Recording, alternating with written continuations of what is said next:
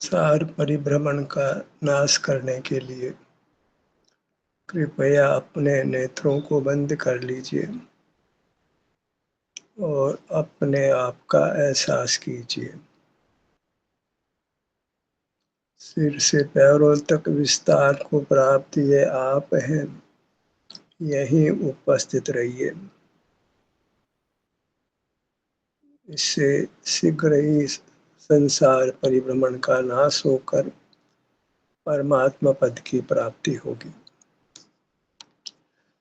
अनादि से हम भाग्य भरोसे जीते आए हैं, कर्म के भरोसे। कभी हमको लौकिक उपलब्धियां होती है, कभी नहीं होती है, कभी स्वास्थ्य अच्छा रहता है, कभी खराब रहता है, कभी उत्तम संयोग मिलते हैं, कभी अनुत्तम संयोग मिलते हैं और हमको लगता है कि ये कुछ हमारे कारण से है। कोई अधिक पैसे वाला है तो वो अपने कारण से है, नहीं पैसे वाला है तो अपने कारण से है, लेकिन ये बिल्कुल नहीं है। जब तक मोक्ष मार्ग प्राप्त नहीं होता है, जीव कर्माधीन जीता है। गरीब बनता है तो कर्म के कारण, पैसे वाला बनता है तो कर्म के कारण, स्वस्थ बनता है तो कर्म के कारण, अस्वस्थ बनता है तो कर्म के कारण। सब कुछ उसकी बागडोर कर्म के हाथ में होती है, भाग्य के हाथ में होती है। हम वृथा ही किसी को अधिक सफल देखकर ईर्ष्या करते हैं, अपने को अधिक सफल देखकर मान करते हैं, पर वास्तव में संसार में किसी का भी कुछ कर्तृत्व नहीं है जब तक वह मोक्ष मार्ग को प्राप्त नहीं करता है। सहज ही कर्म की स्थितियां बदलती रहती है, उससे किसी को कभी अनुकूल संयोग मिलते हैं, कभी किसी को प्रतिकूल संयोग मिलते हैं। हम समझते हैं कि इसका कारण वह जीव होगा। जब तक मोक्ष मार्ग नहीं मिलता है तो जीव के परिणाम का कारण कर्म को ही जानना चाहिए। जीव तो कोई वहाँ मोक्ष का पुरुषार्थ करता ही नहीं है, संसार का ही पुरुषार्थ करता है। संसार के पुरुषार्थ में ही कभी उसको अनुकूलता हो जाती है, कभी प्रतिकूलता हो जाती है। बहुधा तो प्रतिकूलता ही होती है। कभी कभार वो शरीर के एहसास में आता है, उससे कर्म निर्जरा होती है और फिर कुछ उत्तम संयोग, उत्तम स्वास्थ्य पा लेता है। बहुधा तो इन योनियों में जीता है जहाँ सुख नाम मात्र का ही होता है। बहुधा जीव दुख ही पाते हैं, चाहे मनुष्य हो चाहे पशु पक्षी हो। सुख तो 4 दिन का है, दुख बहुत काल का होता है। कारण कि वह सुख के मार्ग में नहीं है, दुख के मार्ग में है, इंद्रिय ज्ञान के मार्ग में है। इंद्रिय ज्ञान का मार्ग बंध का मार्ग है, संसार का मार्ग है, दुख का मार्ग है। जो आज सफल दिखाई देता है वो कल असफल होने वाला है। आज जो स्वस्थ दिखाई देता है कल अस्वस्थ दिखाई देने वाला है। संयोग तो भिन्न ही पड़े होते हैं, वो मान लेता है कि संयोग मेरे अधीन है, धन मेरे अधीन है, उससे मैं कदाचित सुख पालूंगा। लेकिन धन खर्च करने पर भी अनेकों बार सुख के बजाय दुख मिलता है। तो धन के कारण सुख मिलता हो ये बात भी बिल्कुल नहीं है। स्वास्थ्य अच्छा हो तो सुख पाता है, धन खर्च करके भी और नहीं धन खर्च करके भी। और पदार्थ को हम वृथा ही सुख दुख का कारण मान लेते हैं। मानते ही हैं, जब इंद्रियां खुली रहती है तो भ्रम होता ही है। एक पैसे से सुख मिलता है, पैसे से कुछ अनुकूलता जुटा लेता है पर सुख नहीं पाता है। अनुकूलता मिलने का मतलब सुख हो गया, ऐसा नहीं है। और पैसे से स्वास्थ्य नहीं खरीदा जा सकता है और स्वास्थ्य के बिना सुख नहीं होता है। स्वास्थ्य तो कभी ऐसे ही भाग्य से मिल जाता है जब कर्म बलवान नहीं होता है, अन्यथा जीव स्वास्थ्य भी नहीं पाता है। कुछ काल को मिले बाद में बहुधा अस्वस्थ ही रहता है और दुख ही भोगता है। पुरुषार्थ कहाँ से शुरू होता है? जब वह परावलंबन छोड़कर स्वावलंबन करता है। स्वावलंबन का अर्थ स्व का अवलंबन। स्व क्या है? वह हमारा अमूर्त शरीर है। सुख स्वभावी शरीर है जो इंद्रिय गोचर नहीं है, लेकिन अनुभव गोचर है, संवेदन गोचर है। यह संवेदन गोचर शरीर, इसका आश्रय करके ही जीव सुख पाता है, सुख की कमाई करता है, दुख को खोता है, सुख को पाता है। वही पाप का नाश करना है और स्वभाव को प्राप्त करना है। एक और स्वभाव है, एक और पाप का उदय है, तीसरी कोई स्थिति नहीं है। स्वभाव सुख रूप है और जहाँ सुख रूप नहीं है वह दुख है, दुख है वो पाप का ही उदय है। अमृता ही पाप पुण्य में भेद करते हैं, इंद्रिय ज्ञान में भेद हो ही जाता है। किसी को अनुकूल संयोग दिखते हैं तो हम उसको सुखी मान लेते हैं, यद्यपि उसके भीतर की दुख को हम नहीं जानते। धनवान भी दुखी देखे जाते हैं, गरीब भी स्वस्थ हो तो सुखी देखा जाता है। संयोगों से सुख दुख का माप नहीं होता है। आँख खोल करके संयोगों से सुखी दुखी मान लेते हैं और ठगाए जाते हैं। स्वास्थ्य निश्चित ही सुख का कारण है, पर स्वास्थ्य है वह कर्म की हम जो दशा से मिल जाता है वो स्थायी नहीं होता है। जो हम उपार्जित करते हैं स्वास्थ्य को वह स्थायी रहता है, और उपार्जित होने में पर का सहारा नहीं है। मान लेते हैं कि पर का सहारा लेकर हम स्वस्थ हो जाएंगे, सो बिल्कुल होने वाला नहीं है। स्वास्थ्य स्वयं में स्थित होने से मिलता है, स्वस्थ होने से स्वास्थ्य मिलता है, और स्वास्थ्य मिलता है वो सुख मिलता है। तो सुख के लिए तो केवल स्वयं में स्थित होना है, तो स्व को पहचानना है।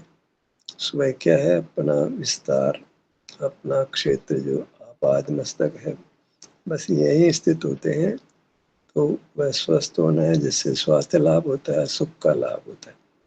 स्वास्थ्य लाभ होना ही सुख का लाभ है। अब स्वास्थ्य पाने के लिए तो बाहर के जीव बहुत प्रकार का उपाय करता है। भोजन में परिवर्तन करता है, व्यायाम करता है, खेलता है, आसन करता है, यम नियम भी लेता है, और इस सब से उत्तम स्वास्थ्य नहीं मिल सकता। यदि किसी कार्य में शरीर का संवेदन होता है तो उससे कुछ स्वास्थ्य की प्राप्ति हो जाती है, पर पराधीन उपाय को निरंतर नहीं कर सकते हो। निरंतर कोई आसन नहीं किया जा सकता है, निरंतर कोई उत्तम भोजन नहीं कर सकता है, निरंतर व्यायाम नहीं कर सकता है, निरंतर प्राणायाम नहीं कर सकता है। कौन सा ऐसा काम है जिसको निरंतर करके हम निरंतर सुख का कारण बना दे सकते हैं?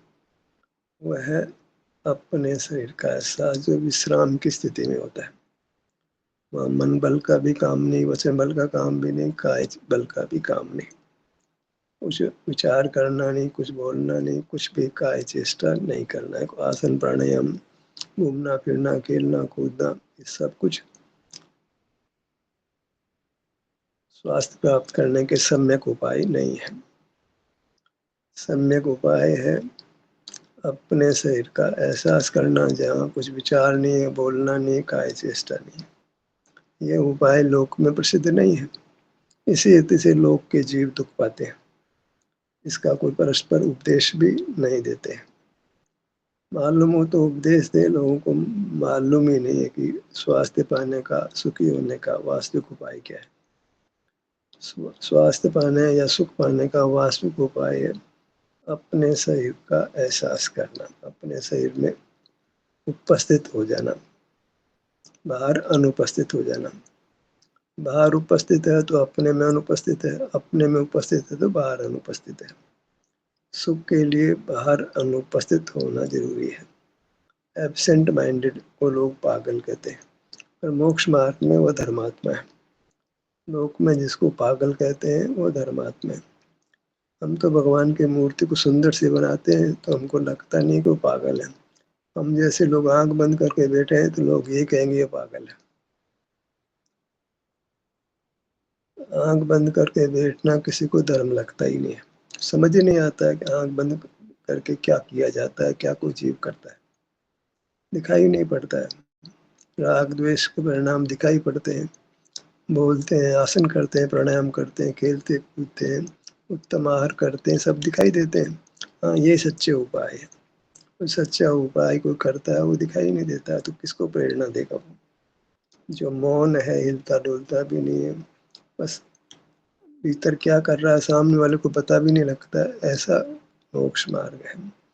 कैसे बोलते हैं तो स्वयं मोक्ष मार्ग से च्युत हो जाते हैं, नहीं बोलते हैं तो किसी को मार्ग नहीं मिलता है। स्वयं मोक्ष मार्ग से च्युत होकर किसको मोक्ष मार्ग में लगा सकता है? नहीं लगा सकता है। खुद ही मोक्ष मार्ग का उल्लंघन कर रहा है, वो दूसरे को क्या प्रेरणा देगा? जो बोल नहीं रहा वो कैसे प्रेरणा देगा? तो फिर निमित्ताधीन दृष्टि छोड़ना चाहिए। कोई हमें उपदेश देगा, इतना इंतज़ार नहीं करना है। हम स्वयं ही अनुसंधान करें, बाहर रहकर देखें, भीतर देखें, 2 ही चीज़ें हैं। तो बाहर रख के तो हम देख ही लिए हैं, दुःख ही पाते रहे हैं। अब भीतर रहकर देखें। देह से बहिर्मुख तो रहे हैं, अब देह के एहसास पूर्वक रहें, तो हमको शांति का, सुख का अनुभव होगा, उत्तम स्वास्थ्य मिलेगा और वह बढ़ता जाएगा, पूर्ण होगा, फिर शाश्वत भी हो जाएगा। फिर मूर्त का बंधन ही नहीं रहेगा, अनंत काल तक मूर्त का बंधन नहीं होगा। तो मनुष्य जन्म में कोई ज्ञान अर्जित करना है, पैसा अर्जित करना है, यह तो सरासर मोह का ही कार्य है। इतने लोगों को जो है धन के साथ ही पैदा होते हैं, तो भी ज्ञान अर्जित करते हैं, धन अर्जित करते हैं। काहे के लिए करते हैं, कुछ खबर नहीं है। धन तो है, पढ़ाई करते हैं तो अच्छे आजीविका के लिए अच्छी करते हैं, पर अच्छी आजीविका तो घर में हो रही है। बैठे-बैठे ही ब्याज आ रहा है या और तरह की किराया आ रहा है, इनकम हो रही है। अब ज्ञान और धन की आवश्यकता तो नहीं रहती है। करे तो क्या करे, कुछ खबर नहीं पड़ती है। उसी आग में फिर कूदता है। अपार धन होने पर भी कोई धन पाने के लिए प्रयत्न करता है। कितनी पीढ़ियाँ खा ली, इतना धन होने पर भी धन पाने के लिए प्रयत्न करता है। कारण कि समझ ही नहीं आता है कि क्या करना चाहिए। बस धन जोड़ता रहता है, धन कमाता रहता है, धन की रक्षा करता रहता है, थोड़ा बहुत धन को भोग भी लेता है। इतना धन होता है कि भोग भी नहीं सकता है। इतना धन लोगों के पास हो जाता है। पर खबर नहीं है कि सब अनुकूलता बाहर है तो करना क्या है। वहाँ धन कमाना नहीं पड़ता है, धन की रक्षा के लिए भी प्रयत्न नहीं करना पड़ता है, धन को भोगना भी नहीं पड़ता है। अपनी मूर्त को भोगते हैं तो हमें सुख की रक्षा करते हैं, सुख को कमाते हैं, सुख को भोगते हैं। ये सुख ही हमारा है, स्वाभाविक है, हमारा स्वरूप है। इसको ही कमाना, इसको ही भोगना, इसी की रक्षा करना, यही कर्तव्य है। किस प्रकार से? वही अपने शरीर का एहसास करके। अब ये काम हम गुप्त रूप से जहाँ-तहाँ कर सकते हैं, उसमें किसी की सहाय की ज़रूरत नहीं है। लोक में कई काम होते हैं, इसमें पार्टनर की ज़रूरत होती है, किसी सहकारी की ज़रूरत होती है, पर ये एक ऐसा काम है, जिसमें किसी की सहायता की ज़रूरत नहीं पड़ती। बाहर में कुछ खेल ऐसे हो सकते हैं, जो अकेला खेल ले, पर उसमें भी कोई बाह्य पदार्थ का अवलंबन तो होता ही है। पर अपने शरीर का एहसास एक ऐसा काम है, जिसमें इससे मूढ़ शरीर की सहायता भी नहीं होती है। प्राणायाम करते हैं तो मूढ़ शरीर की आवश्यकता होती है, आसन करते हैं तो मूढ़ शरीर की आवश्यकता होती है। खेलते-कूदते हैं, अकेले ही घूमने जाते हैं, दौड़ते हैं, अकेले दौड़ते हैं, तो भी मूढ़ शरीर की सहायता से होते हैं। इसलिए वो सब पराधीन कार्य हैं और पराधीन कार्य हमको उत्तम मोक्ष रूप में नहीं स्थापित कर सकते। कोई कहे कि मैं दौड़ता हूँ, मैं खेलता हूँ, मैं घूमता हूँ, मैं अच्छा आहार करता हूँ, तो मैं सुखी हो जाऊँगा, तो वह भ्रम में जीता है। सुखी होने के, स्वस्थ होने के ये सम्यक उपाय नहीं है। लोक में भले ही ये सम्यक उपाय कहे जाते हैं, पर कर्म तो उदय में आता है और सब पिया कराए पानी फेर देता है। भाग्य खराब हो गया। भाग्य तो अच्छा होता, सम्यक प्रयत्न किया होता तो। हमने पराधीन प्रयत्न किया है तो पराधीनता में तो सुख ही होगा। ऐसा प्रयत्न करना, इसमें पर का सहारा बिल्कुल नहीं हो। लोग धन माँग कर खाते हैं, वो तो पर के सहारे का काम हो गया, उसमें तो पामरता होती है। यह तो उपलब्ध धन है, उसको भोगने में पामरता है। हम किसी की सहायता नहीं लेते, घूमने जाते हैं, अकेले ही मानो खेल लेते हैं, और इसमें खबर नहीं पड़ती है कि इसमें तो मूढ़ शरीर की महान सहायता है, क्योंकि इस मूढ़ शरीर की बनाई काम नहीं कर सकते, क्योंकि हम तो प्राणायाम में स्वाधीनता से करते हैं, स्वाधीनता से नहीं करते। हम तो भगवान के दर्शन करते हैं, स्वाधीनता से नहीं करते। स्वाध्याय करते हैं, स्वाधीनता से नहीं करते। भगवान के दर्शन के लिए आंखें भी चाहिए, प्रतिमा भी चाहिए, वहाँ जाने के लिए पाँव भी चाहिए, बहुत सारी पराधीनता है।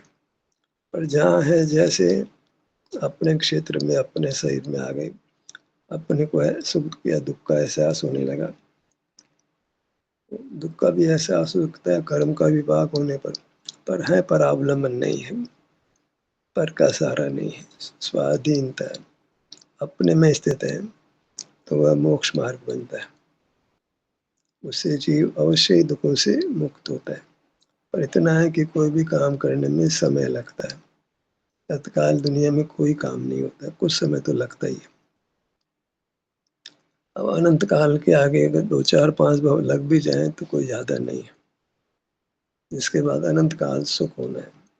हम अपने बच्चों को पढ़ाते हैं, 15 20 साल 22 साल 25 साल तो पढ़ते हैं, वहाँ कोई कमाई नहीं करता है वो, लेकिन हम फिर भी प्रतीक्षा करते हैं उसके योग्य बनने की। किसी व्यवसाय में, किसी सेवा में वह आत्मनिर्भर होता है, पर तत्काल जन्मते तो आत्मनिर्भर नहीं होता है। वह पढ़ता है, स्वावलंबी बनने के लिए पढ़ता है, और फिर नौकरी करता है, व्यवसाय करता है, धन के लिए किसी दूसरे के आगे हाथ नहीं फैलाता है। ऐसे ही पर धन से तो सुख नहीं मिलता है, बिना धन के सुख मिल जाता है, बिना धन के मोक्ष मार्ग हो जाता है। किस प्रकार से? बस अपने शरीर का एहसास करें, तो वहाँ फिर नेत्र भी बंद हो जाएंगे, कानों सुनना भी नहीं होगा, सूंघना भी नहीं होगा, चखना भी होगा, छूना भी नहीं होगा, बोलना भी नहीं होगा, विचार करना भी नहीं होगा, और काय चेष्टा भी नहीं होगी। सभी अशुद्ध प्राणों से हम मुक्त होंगे, हमें उत्तम सुख प्राप्त होगा। ये करने जैसा काम है, और ये काम घंटे आधा घंटे का नहीं है, ये तो निद्रा के अलावा यही काम करना है, यही कृत्य है। सबको, बाकी सब कुकृत्य है, अच्छी तरह समझ लेना चाहिए। भ्रम में नहीं रहना चाहिए। अपने शरीर का एहसास करने के अलावा और भी करने लायक काम है। लोक के प्राणी कह सकते हैं, मोक्ष मार्ग में ये बात नहीं है। मोक्ष मार्ग लोक के प्राणियों की मान्यता के हिसाब से नहीं चलता है। मोक्ष मार्ग तो मोक्ष मार्ग की तरह ही चलता है। अपना अनुभव करना, अपने शरीर का एहसास करना, मोक्ष मार्ग का तो इस संक्षिप्त सा उत्तम उपाय है। हम अपने क्षेत्र में रहते हैं, वही क्षेत्र ध्रुव है तो वही ध्रुव की दृष्टि है, नित्य का आलम्बन है, मोक्ष मार्ग है। ध्यान के नाम पर तो अनित्य का आलम्बन तो बहुत होने लगा। कोई कहता है संवेदना देखो, कोई कहता है विचार देखो, कोई कहता है श्वास देखो, कोई कहता है कि भगवान की प्रतिमा देखो, कोई कहता है मंत्र जपो। अनेक प्रकार से आस पड़ोस के एनवायरनमेंट को महसूस करो। कैसी कैसी बातें ध्यान के नाम पर चलती है। यहाँ प्रति समय अपने शरीर का एहसास नहीं होता, शरीर से च्युत रहते हैं। शरीर में संवेदना का अनुभव मान लो उपासना में किया जाता है, पर वहाँ शरीर में अपनापन नहीं है, शरीर तो परद्रव्य है। संवेदना होती है, नई नई संवेदना उत्पन्न होती है, कोई वस्तु कोई नहीं है। संवेदना संवेदना ही है, एक संवेदना का व्यय होता है, जो संवेदना का उत्पाद होता है। पर इसी को आप अनुभव में लें। कोई राग द्वेष नहीं करें, किसी संवेदना के प्रति राग नहीं करें, किसी संवेदना के प्रति द्वेष नहीं करें। श्वास आ रही है, जा रही है, ठंडी लग रही, गर्म लग रही, संभाव रखना। ये इस तरह का चिंतन कोई वैज्ञानिक नहीं है। बस इतना कि हमको काबू में रखते हैं, मौन रखते हैं, मिलने जुलने नहीं देते हैं, खाने पे कंट्रोल रखते हैं, इससे बात नहीं करने देते हैं, तो हमको कुछ अपूर्वता लगती है, पर कोई इसका वैज्ञानिक आधार बिल्कुल नहीं है। जैन शासन में जो ध्यान की विधि कहीं मिलती है, वही एक वैज्ञानिक तरीका है मोक्ष मार्ग पाने का। वो इतनी विधि है कि हम अपने शरीर का एहसास करते हैं। अब शरीर में पूरे शरीर का एहसास नहीं होता तो अंगों का एहसास करते हैं। एक एक अंग पर आते हैं, वहाँ की स्वास्थ्य की स्थिति का हमको अनुभव होता है। वह अनुभव ही हमारे को और अधिक स्वस्थ करता है। अस्वस्थ तो स्वस्थ करता है। स्वस्थ तो स्वास्थ्य की डिग्रियां बहुत है, तो उन डिग्रियों में आगे आगे हमको अधिक सुख प्रदान करता है। फिर पूर्ण सुख प्राप्त प्रदान हो जाता है। अपने मूर्त को ही आदर दिया जाता है, नमन किया जाता है। व्यवहार में तो दूसरे को नमन करते हैं, दूसरे को आदर करते हैं, तो वो व्यवहार मोक्ष मार्ग नहीं है। भगवान की प्रतिमा को नमन करते हैं, वह भी मोक्ष मार्ग बिल्कुल नहीं है। मेरा मुझको नमन है, वह भी बोलने रूप नहीं है। मेरा नमन मन झुकना, हम अपनी ओर झुकते हैं, अपना एहसास करते हैं, वह वास्तव में मेरा मुझको नमन है। मेरे को, मैं अपने अमूर्त शरीर को नमन करता हूँ, तो मैंने अमूर्त शरीर का एहसास करता हूँ। केवल बोलने की बात नहीं है, प्रायोगिक है सारा। पाँव से मस्तक इस अमूर्त शरीर को नमन करता हूँ, इसमें झुकता हूँ, इसके स्वास्थ्य की स्थिति का मुझे अनुभव होता है। मेरा इतना ही मोक्ष मार्ग है। इससे मेरे दुखों की निवृत्ति होगी, सुख की प्राप्ति होगी, सुख की पूर्णता होगी। आपसे तो अपेक्षित है कि कोई थियोरेटिकल बात भी कही जाए तो आप अपने शरीर का एहसास बीच बीच में करते रहें। या तो यह है कि लौकिक काम करते रहें, तो भी लौकिक काम में पूरी तरह मशगूल नहीं होना। उस काम के बीच में भी शरीर का एहसास करते रहना है। बढ़ते श्वेबा में तो इतना लिखा कि पत्नी के साथ विषय का सेवन करते हुए भी वह भरत जी बीच बीच में अपने शरीर का एहसास कर लेते हैं। अपने शरीर के एहसास से सर्वथा छूटते नहीं।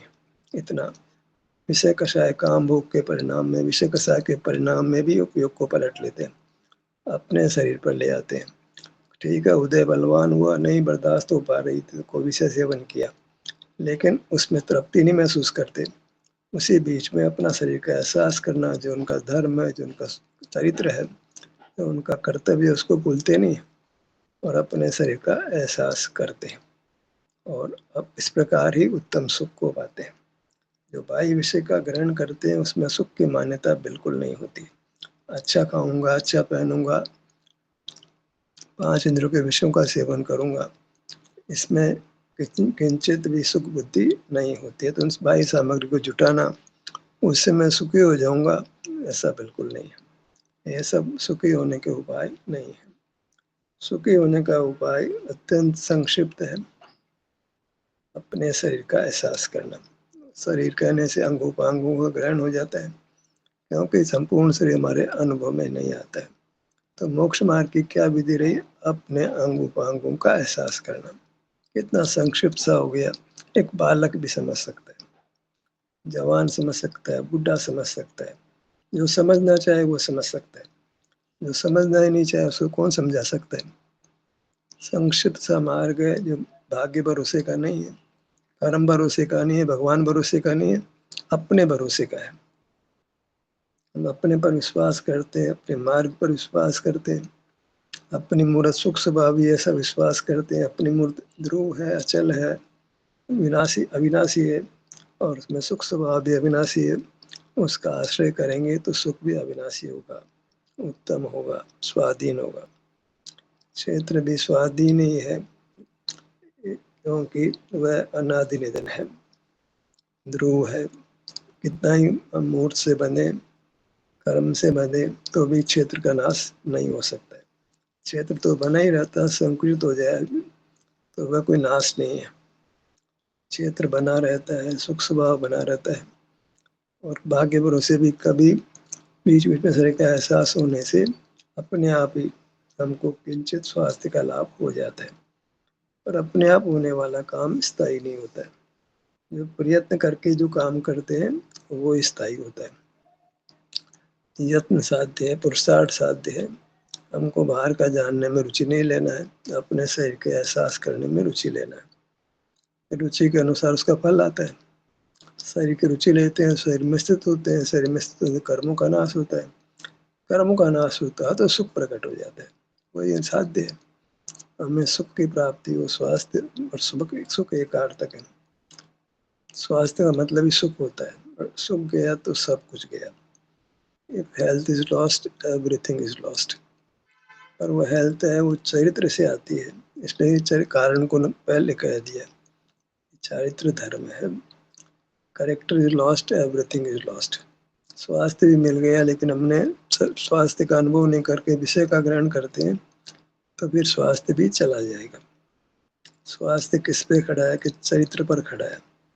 चरित्र किसका नाम है? स्वयं में स्थित होने का। स्वयं में स्थित होंगे तो स्वास्थ्य मिलेगा, स्वास्थ्य मिला तो सब कुछ मिल गया, और स्वयं में स्थित न हुए तो अस्वस्थ हो गए तो फिर धन भी मिले, ज्ञान भी मिले, बन भी मिले, कुछ नहीं मिला, सब नष्ट हो जाएगा। सुख तो जाएगा ही, ज्ञान भी जाएगा, बल भी जाएगा, धन भी जाएगा, प्रसिद्धि भी जाएगी, सब जाएगी, कुछ नहीं बचेगा, केवल दुख बचेगा। हमें दुख नहीं बचाना है, हमें सुख बचाना है। कुछ में बाह्य प्रवृत्ति नहीं करते, इंद्रिय ज्ञान नहीं करते, बोलते नहीं है, विचार करते नहीं, काय चेष्टा नहीं करते, प्राणायाम नहीं करते, तो क्या मिलता है? दुख तो चला गया, इनमें इनको करने में दुख होता था, तो ये नहीं करते, दुख चला गया, तो क्या हुआ? सुख प्रकट हो गया। और वह सुख एक साथ स्थायी नहीं होता है, लेकिन इंद्रिय ज्ञान अशुद्ध प्राणों का निरोध करने का प्रयत्न करते हैं, त्यों त्यों सुख प्रकट होता जाता है, और इसी क्रम में वो बढ़ता हुआ पूर्ण हो जाता है। हमें अशुद्ध प्राणों का निरोध करना है। कब तक करना है? जब तक निर्वाण की प्राप्ति नहीं हो, जब तक पूरी तरह हम अपने में स्थित नहीं हो जाए, तब तक हमको अपने शरीर का एहसास करते रहना है। इसमें प्रमाद नहीं करना है, भगवान भरोसे, कर्म भरोसे नहीं रहना है। इसमें हमें अपने शरीर से जुड़ जुड़ कर बार बार अपने कर्म का नाश करके उत्तम स्वास्थ्य प्रकट करना है, पूर्ण स्वस्थ होना है, सदा के लिए परमात्मा होकर रहना है। ध्यान का सत्र यही समाप्त होता है। आपकी सहभागिता के लिए धन्यवाद।